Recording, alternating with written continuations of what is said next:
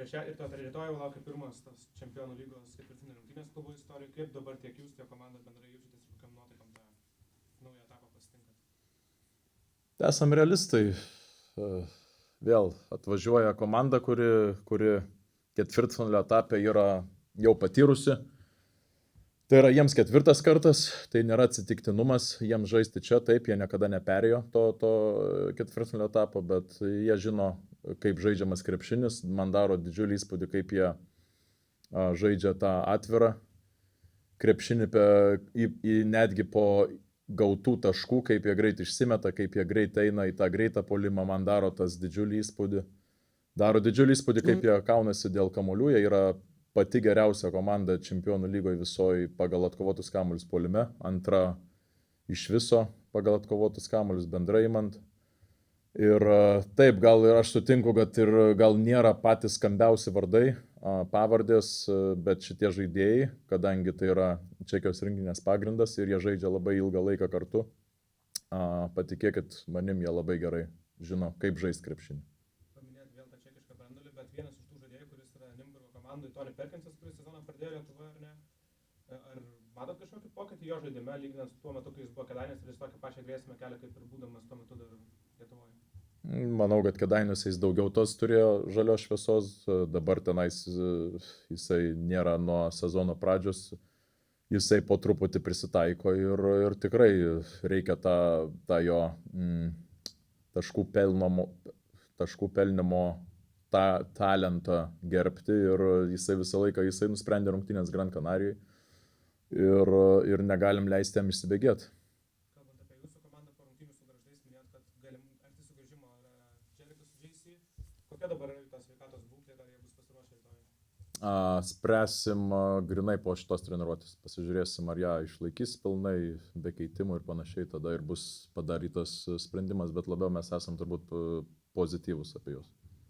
Rungtynėse su Galatasaray, jeigu prisimintume jas, Rytas parodė tą tokį žvėrišką kovingumą, kuomet yra ties išlikimo riba, komanda susitelkė ir viską pademonstravo, nors rytoj tik serija dar prasideda, to susitelkimo, žvėriškumo ir kovos iš pat pradžių rytoj reikės, tai bus kertinis momentas, bet ką reikia akcentuoti. Visiškai vadinkim 0-0 prasideda rungtynės.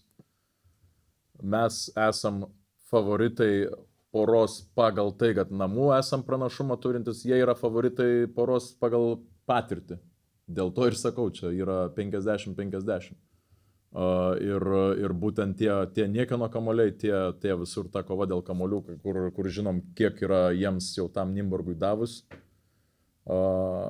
šitam sezone, tai norim tuos dalykus stabdyti, kontroliuoti kiek įmanoma geriau ir dėti kūną nuo pat rungtynių pradžios, ne taip kaip paskutinės 2 rungtynės tiek su Lietkabeliu, tiek su Gargždais, kur pradėjom realiai nuo antro kėlinio vidurio žaisti, tai čia gali būti per vėlu. Buvot minėjęs apie tą žvėrišką Nimburgo komandos kovą po krepšiu, ir dabar rytas vyko Martynas, kaip manot, kiek gali jisai padėti kovoje po krepšio lenta būtent prieš tą Čekijos komandą? Manau, kad čia nusistovėjęs yra neteisingas tas požiūris, kad kova dėl kamuolio tai yra didelio žmogaus reikalai. Tai čia yra noras, čia yra padėties užsiėmimas, čia yra kažkiek ir patirties, kažkiek ir to užuodimo, kur tas kamuolys nusileis. Tai čia vėl, čia bus kova ir mes turim visi jungtis į ją tiek prie savojo krepšio, tiek prie varžovų krepšio.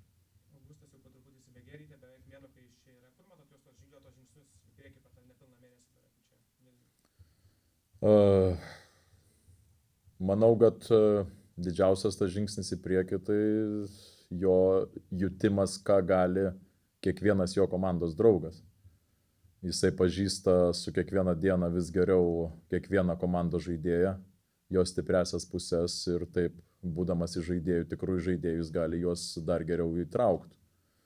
Ir ne paslaptis, kad kažkiek kamuolys tikrai norisi tikėti, kad geriau pradėjo judėti ir visų pirma tai yra ir Augusto ir Spydžio nuopelnas. Rungtynėse su Gargždais daug rotavo žaidėjais, įvairius penkerius išmanėt ir žaidė Gudaitis su Martynu vienam penketį ir taip toliau. Ką jūs išmokot per tas rungtynes besirengiant šioms rungtynėms su stipresniu varžovu, ką parodė tie jūsų eksperimentai? Tie eksperimentai jie tikrai bus naudojami šito sezono metu ir nemažai, bet šitos rungtynės mes negalime per daug, kaip čia lietuviškai pasakyti, gamblinti.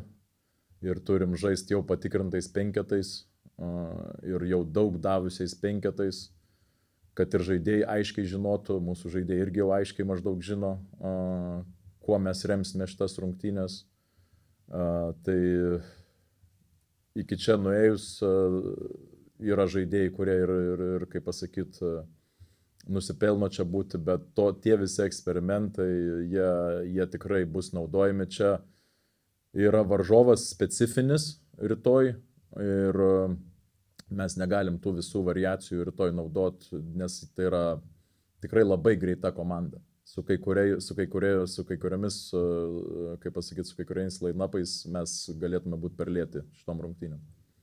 Martynas Paliukėnas sugrįžo į sudėtį ir kalbėjote po rungtynių, kad tai yra žmogus, kuriam rytas labai rūpi, reiškia labai daug. Ar manot, kad rytojaus rungtynės yra tos rungtynės, kuriuose turi pasirodyti, kad visiems žaidėjams tas rytas reiškia labai labai daug? Vienareikšmiškai, jeigu prieš tokias rungtynės dar kažkam tokių klausimų kyla ir reikėtų dar aiškinti, tai tada jau mes esam problemose kažkokios. Nemanau, kad reikės čia žaidėjus motyvuoti, visi puikiai supranta, kokią galimybę turim ir tikrai nesinorėtų jos švaistyti. Turim vėl nuo ginčio kamulio dėti kūnus, nežiūrėti, kiek aš kartų kamulį paliečiau, kiek aš metimų išsimečiau ir panašiai. Žiūrėti, kaip aš kaunusi, kaip aš darau tas atsakomybės, kurios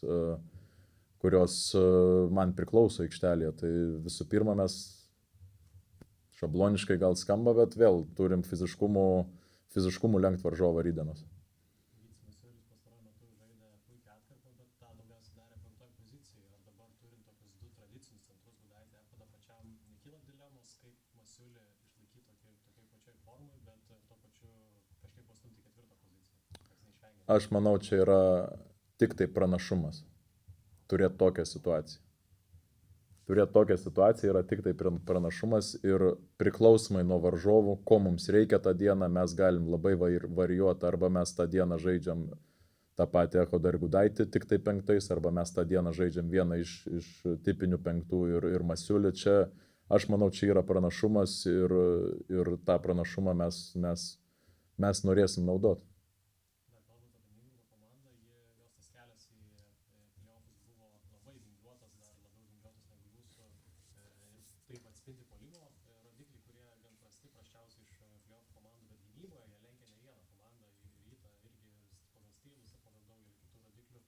Kur tas pavojingumas gynyboje, ypač jūsų gynėjams, ko labiausiai reikės pasisaugoti? Labai nestandartinė gynyba, labai daug rotuoja, labai daug aktyvių rankų, labai daug žaidžia ant paso linijų.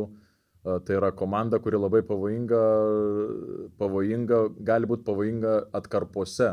Tai kai mes pasigaunam ant tų, kai mes nebūnam geri su kamuoliu, mes galim pasigauti ant tų paso linijų ir jie tada bėga.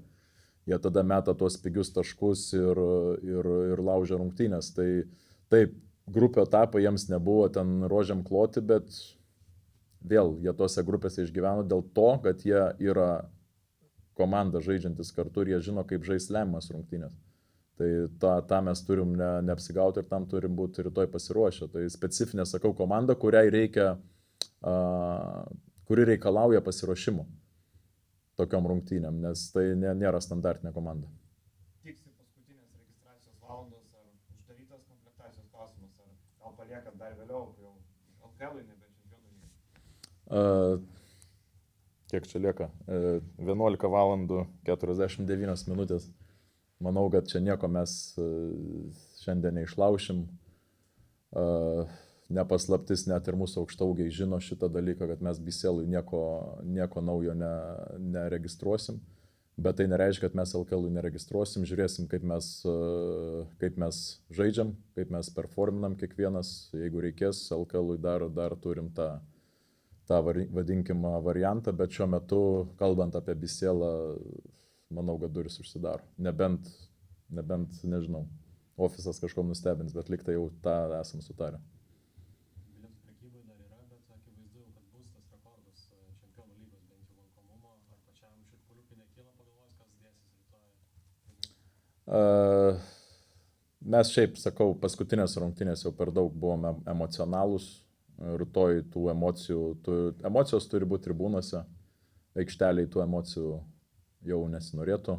Turim koncentruotis į rungtynių planą, nes, sakau, tai varžovas, kuris žaidžia atkarpomis ir mes negalim duoti jiems tų atkarpų. Todėl turim išlikti kartu ir eiti ataką iš atakos, po vienos kažkokios prastesnės atkarpos, kaip pasakyti, išlikti kartu ir sukandus dantis eiti toliau.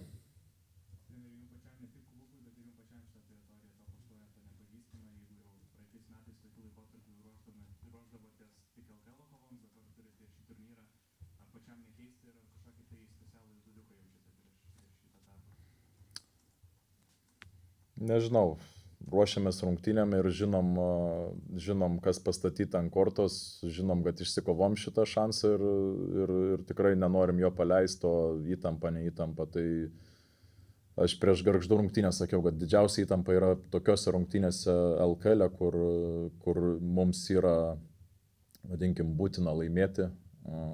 Ir tenai daugiausiai tikrai tos įtampos būna. Čia rungtynės